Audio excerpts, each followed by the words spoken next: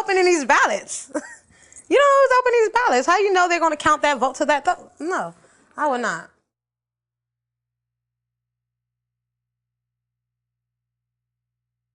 I don't know. I mean, what's the process after that? I don't have much confidence. There's tens of millions of votes being cast. Are they really all being, counted?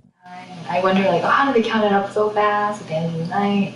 Like, if they had a flowchart or some sort of brochure or like a website that you could go to, or an app. I mean, if they had an app that talked about like how the process works, it would give me more confidence. Mail-ins, they can get lost, so I just feel I need to go in myself and make sure, my vote counts. I make it every single time. You get lost in the mail. How do you know your ballot got there? You don't get a sticker. You don't get a receipt. You don't get nothing.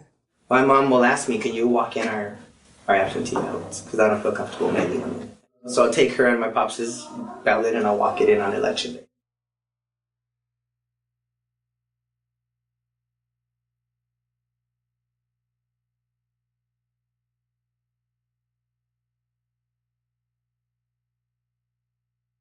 Because I think it's not just a matter of going out to vote. If they don't see the full picture of how it can turn into, fixing my streets or getting more money to my schools, then why, it's all bright and shiny when it's happening. And then on November 7th, then what? Okay, I voted. There's no effect on their life, right? Their paycheck doesn't change. Their life, in essence, doesn't completely change. So what is the effect of politics? Why should I participate?